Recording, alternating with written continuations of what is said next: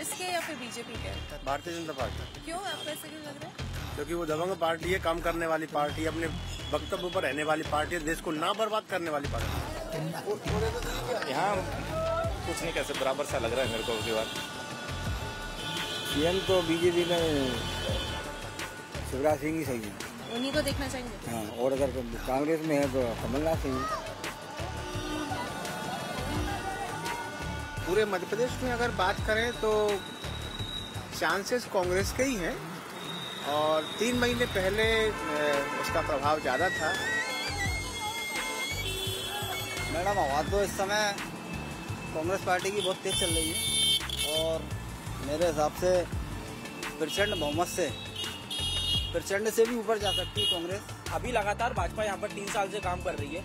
उन्होंने युवाओं के लिए काफी काम किया, उस पर केंद्र में भी काफी अच्छा काम हो रहा है। केंद्र में जितने मुद्दों के संग सरकार आई थी उन्होंने काफी उस पर काम किया है। यहाँ पर देख सकते धारा 370 हम लोगों ने मतलब बीजेपी की सरकार ने वहाँ पर हटाई है।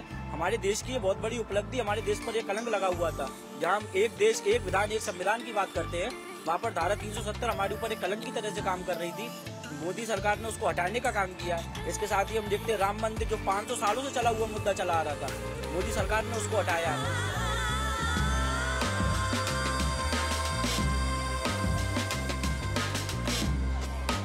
ग्वालियर है, स्मार्ट सिटी है, वैसे डेवलपमेंट विकास हुआ है?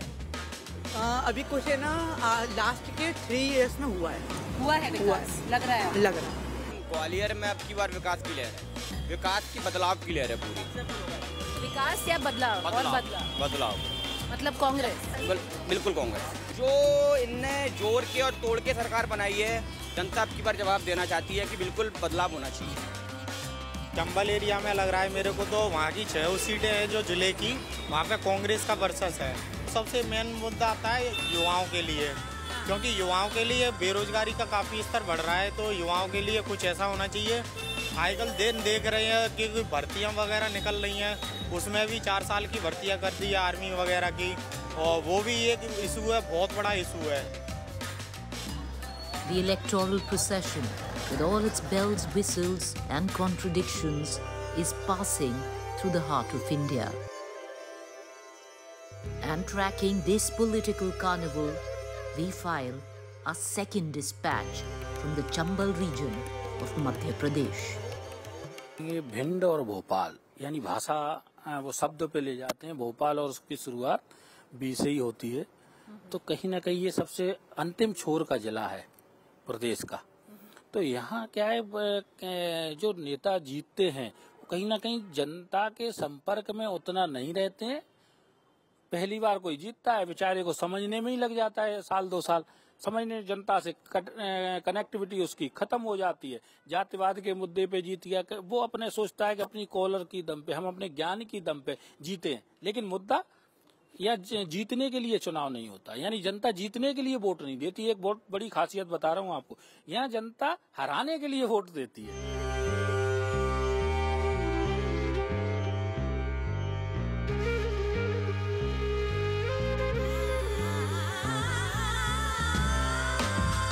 क्या होगा जी इस बार मध्य प्रदेश में? इस बार मैडम मध्य प्रदेश में पूर्ण बहुमत के साथ भारतीय जनता पार्टी की सरकार बनने वाली है, और जैसा राम राज्य पूरे हिंदुस्तान में है, वैसा राम राज्य फिर से मध्य प्रदेश में स्थापित होने वाला है। मध्य प्रदेश में इस बार जनता ने पूर्ण रूप से मूड बना लिया है, और ये जो भ्रष्टाचारी दमनकारी जो भारतीय जनता पार्टी की जो सरकार है, इसको उखाड़ फेंकने का काम जनता के द्वारा निश्चित रूप से मध्य प्रदेश में किया जाएगा। क्योंकि ये भ्रष्टाचार पार्टी जो है वो उसने पूरे मध्य प्रदेश में भ्रष्टाचार फैला रखा है। कमलनाथ जी के नेतृत्व में कांग्रेस जो ये चुनाव लड़ रही है, निश्चित रूप से इस बार जनता 2018 में भी जनता ने हमें कांग्रेस सरकार को बहुमत दिया था, हम लोगों ने सरकार बनाई थी। जनता ने मूड बना रखा है और जनता इस बार कमलनाथ जी को ही मुख्यमंत्री देखना चाहती है। मध्य प्रदेश में निश्चित रूप से भारतीय जनता पार्टी की सरकार बनेगी। कमलनाथ सरकार में कमलनाथ जी के कार्य से इनके विधायक खुश नहीं है। हमारे विधायक लेके देखो, आपने लिए क्या? नहीं, जा ही नहीं सकते ना। तो जब इनकी सरकार में इनके विधायक जब इनकी सरकार से खुश नहीं है, तब तो वो जा रहे हैं वहाँ, खुद संभाल नहीं पा रहे हैं ये लोग। इसलिए निश्चित रूप से जनता इस बार भारतीय जनता पार्टी को नहीं चुकी है जनता। 15 साल हो गए, देख लिया शिवराज की सरकार। जो पार्टी सही काम करती है उससे जनता कभी नहीं उगती है, गलत काम से ही जनता उगती है। इस बार निश्चित रूप से भारतीय जनता पार्टी की सरकार सपने देख सकते हैं। 2018 में भी मध्य प्रदेश की जनता ने कांग्रेस को पूरा जनमत दिया था और इस बार भी देगी, लेकिन इस बार आंकड़ा डिसबैलेंस रहेगा। 150 और 80-70 के आसपास का आंकड़ा रहेगा। कांग्रेस की ही सरकार बन रही है और इस बार किसी भी से भी आप गांव में जाएं, किसी से भी पूछ लो, वो कांग्रेस को वोट देने को तैयार है। The Gwalior Chambal Belt. The region of 8 districts constitute 34 of the 230 assembly seats of Madhya Pradesh. The Gwalior Chambal Belt. It's a region of many worlds, many lives. One that thrives in the opulent palaces of Gwalior, the other that lives in its parched ravines, what was once the erstwhile badlands of Morena and Bhind.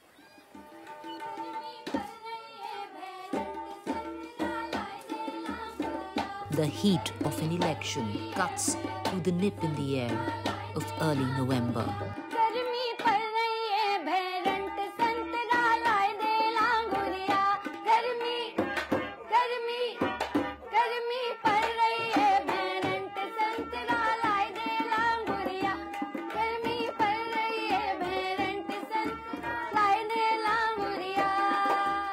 Morena की राजनीति को मैं ऐसे देखती हूँ कि बहुत विकास हुआ है। जब मैं छोटी थी तब मुरैना इतना डेवलप नहीं था।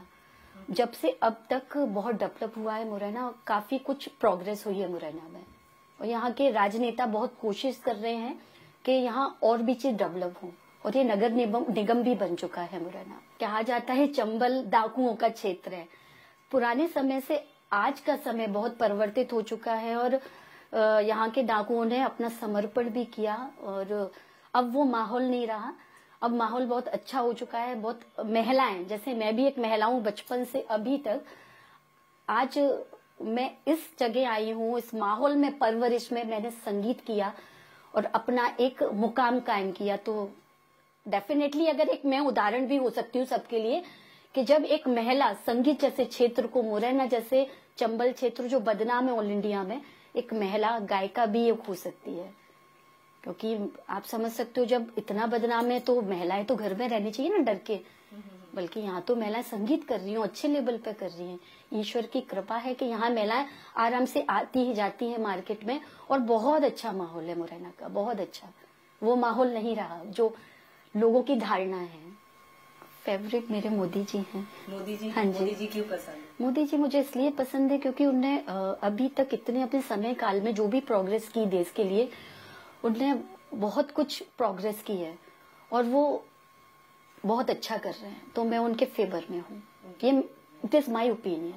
इस बार आप बदलाव चाहते हैं कि या चाहते हैं कि यही गवर्नमेंट? बदलाव तो इसलिए चाहते हैं क्योंकि मैं एक अपने यहाँ का सोच के बता रहा हूँ कि कॉलेज बनना चाहिए, जो स्कोप होना चाहिए वो अभी तक हुआ नहीं।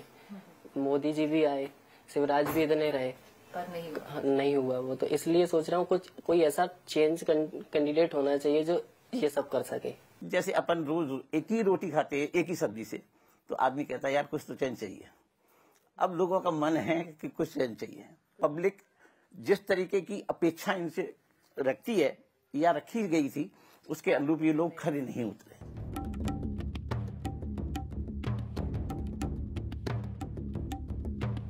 Gwalior to Morena, and the landscape changes dramatically. It's stark, naked, stunning, and dotted with monuments and temples that will make your jaw drop. The Chaussat Yogini Temple in Matoli, Morena, it's said the former Parliament building of India was inspired by this wonder. A temple dedicated to the cult of Yoginis and the mysticism of Tantrism. There's a lot that you see on the election trail, but sometimes even the most jaded of minds can be completely surprised. And this is the place that generates that kind of shock, the Chaussat Yogini Temple in Morena. As we get deeper into the Chambal belt with all its 34 seats, the politics here, the Bhind, Morena, Datia area, well, steeped in rivalry if you look at history, blood-soaked when it comes down to the historical context. But in the current context, It's been a direct fight between the BJP and the Congress, where the OBC, the Thakur, and the SC, the Dalit vote matters. And this is here where a third party comes into play. Those who don't get tickets from the Congress or the Bharatiya Janata Party get a ticket from the Bahujan Samaj Party. OBC, Thakur, and the Dalit vote decides the ballot here. While the politics of Morena has been a blood feud between the BJP and the Congress, blue flags and Mayawati's elephant also dot the political landscape here. Influential local leaders, but with no takers from the BJP or Congress, fight on a BSP ticket, bolstered with a sizable Dalit pocket here. We meet a candidate who in 2018 lost from a BJP ticket, this time fielded on a ticket from the BSP.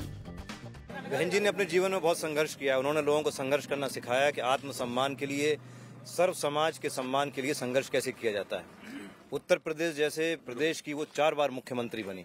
Madhya Pradesh से 4 गुना बड़ा है उत्तर प्रदेश, देश का सबसे बड़ा प्रदेश है। वो हमारे लिए सबके लिए आदर्श हैं, प्रेरणा का स्रोत हैं। 100% जीतेंगे। चांसेस क्या होते हैं? गारंटेड जीतेंगे। राकेश भैया जिंदाबाद, राकेश भैया जिंदाबाद। जिसे भाजपा या फिर कांग्रेस से टिकट नहीं मिलती है, उसे बसपा से मिलती है, वो बसपा से री-इलेक्शन लड़ते हैं। ऐसा नहीं है। देखिए, कहने वाले तो कुछ भी कह सकते हैं। अब मैं बहुत सारी बातें कहूंगा, कोई रोक तो सकता नहीं। क्षेत्र के मसीहा हैं लोग, ये समझो आप। हम लोग क्षेत्र के साथ सुख दुख में रहने वाले, 24 घंटे पूरी विधानसभा को परिवार की तरह मानने वाले लोग हैं। As we drive deeper into Morena, it's deja vu. Lok Sabha elections 2019. I was here. Then Cabinet Minister Narendra Tomar was fighting from Morena on a Lok Sabha ticket. This election, he's being fielded from the constituency of Dimni in Morena, from Lok Sabha to Vidhan Sabha. Life comes full circle sometimes. As a reporter, for me as well. In 2019, I reported from deep within the Chambal ravines or the Bihar here. What I saw then was ecological degradation, illegal sand mining, and rural indebtedness. I had chanced upon a village, Naduapura. No water, no electricity, no Anganwadi, no nothing. कोई कितने लोग हैं? आबादी कितनी है? आबादी है यहाँ कम से कम 25 घर की आबादी है। मतलब कितने लोग होंगे? 300 का 400 करीबन बैठे। 400 के करीब उनका गांव है। प्रधानमंत्री मालूम है कौन है? प्रधानमंत्री को कोई मन्ना पता भैया। नाम मालूम है? ना ते बेटा हम कहीं पढ़े नहीं लिखे नहीं तो नहीं कोई नहीं, ऐसे ही पूछ रहे हैं। हम तो अंगूठा छाप है। वो बोलते हैं कि हर गांव में बत्ती, इलेक्ट्रिसिटी पहुंच गई है, बिजली पहुंच गई है। आपके में पहुंची? ना है महाराज, जहाँ तो कछु ना आयो। तुम दिख रही है कि जो लाइट होती वो कम्मा दिखत है, सब काम दिखत है, तार दिखत है, सिद्ध दिखत तो यहाँ। आटा पीस रहे हो? हाँ, आटा पीस रहे, गेहूँ पीस रहे हो, बाजरा पीस रहे हो। हाँ, गेहूँ पीस रहे हैं। पिसा हुआ नहीं मिलता है? ना आसपास कुछ नहीं है? ना कछु ना। हाँ? लाट नहीं, चक्की नहीं, कहीं तो पीछे थे। चक्की वक्की कोई नहीं? ना। गर्भवती हो? कितना महीना हो गया?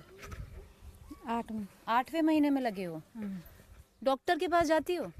नहीं। है ही नहीं डॉक्टर। नहीं जाते? नहीं, दूर पड़ जाता है। कितना दूर है? मुरैना। कब गए थे? पिछली बार कब गए थे? गए थे डॉक्टर के पास? एक बार गए थे। सिर्फ एक बार गए थे अभी तक? जाना चाहिए ना? चला नहीं पड़ता, पैदल के गया है, रास्ता बहुत दूर है। कोई टीका वीका देने, चेकअप वेकअप करने कोई आता है यहाँ पे? कोई नहीं आता है।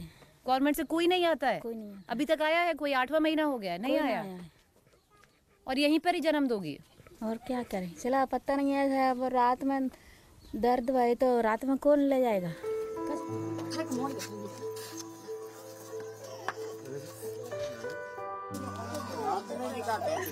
I trace my way back to the same village in 2023.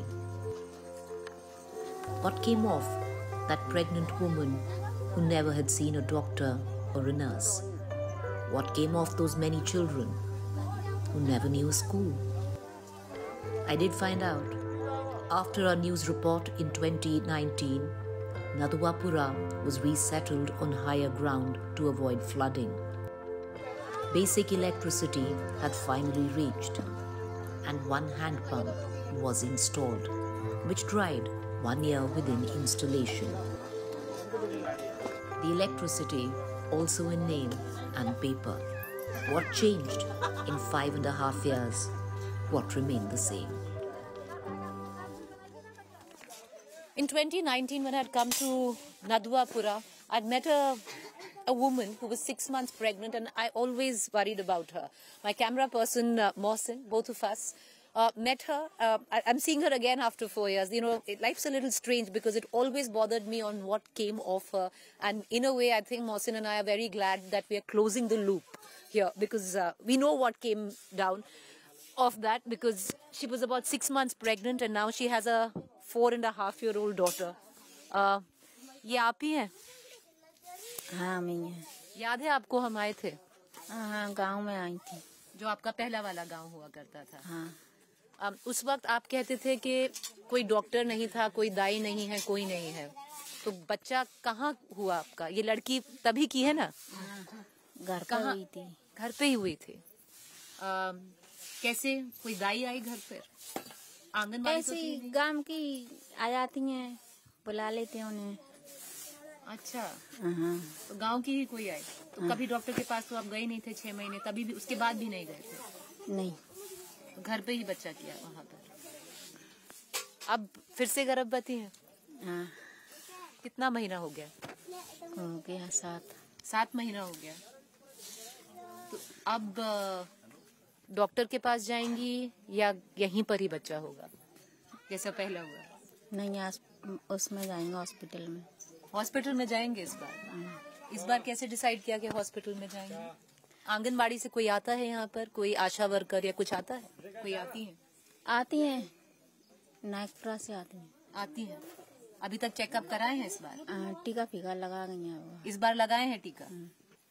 आवाज कहीं स्कूल चाहिए और त्याई लाट तो ने कालो थे और रास्ता चाहिए गैलन तुम्हारा आ करके आई तो गैलन आती रोड ना थी और जौपाई डरिया देख लो लटा के रोज कछु ना बदलो जान तो स्कूल है तो नाने मकान जे बने नाने कछु आवास मिले नाने रास्ता नाने कछु ना बदलो तो। चंबल में बाढ़ आती रहती है, मतलब जो बारिश होती तो नाला चलता रहता था, क्योंकि उधर परेशान रहते थे, अपना गांव डूब जाता है उधर जाके।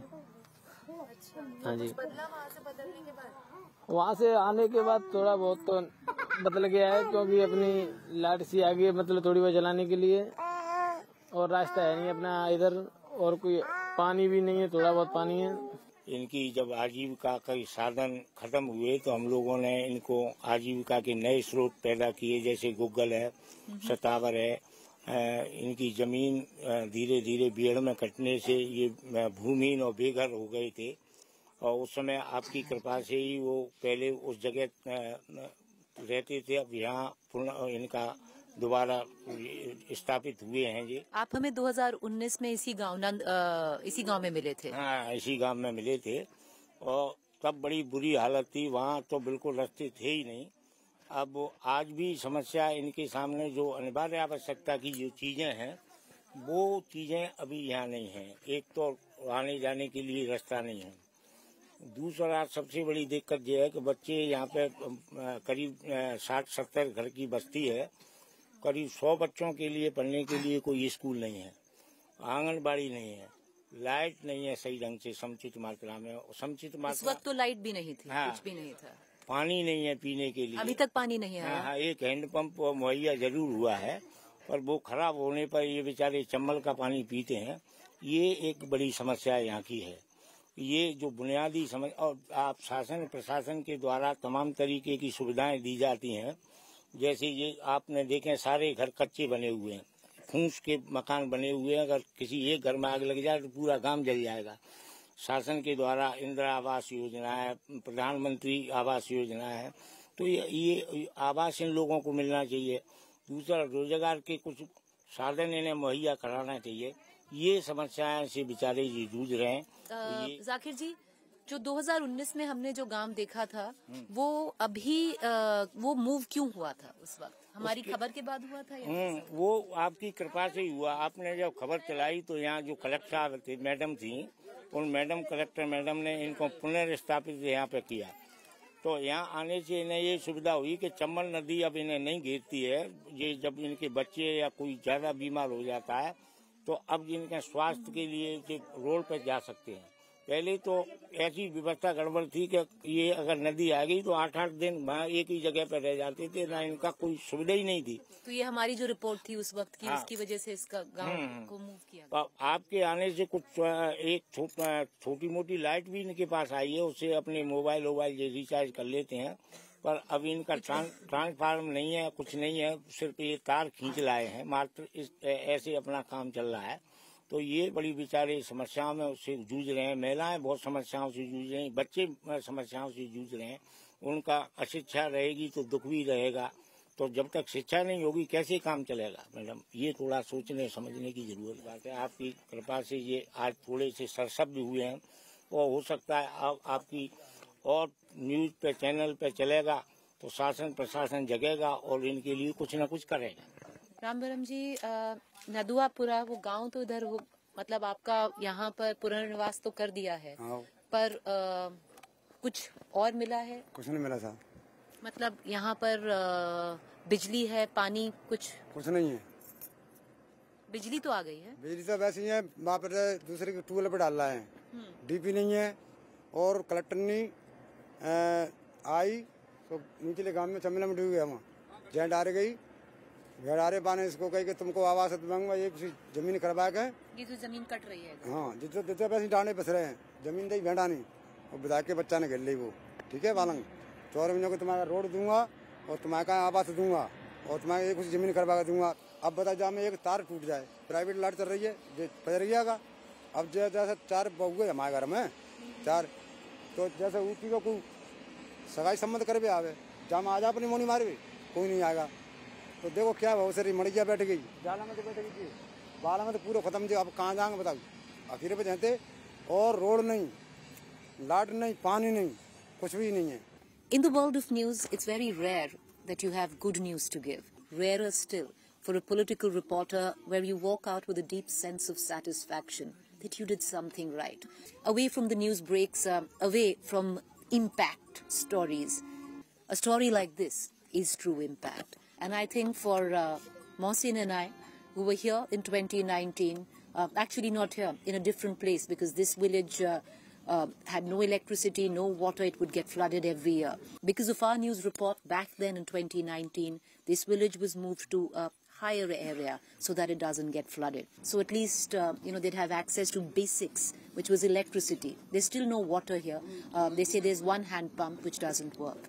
We hope that, this news report is going to go down and maybe somebody will watch and maybe somebody will look at Naduapura, because they did that time and the village was relocated. But the work is incomplete. Reporting with camera person Mohsin, and this time I'm going to sign off on this show. Preeti Chaudhary from Naduapura.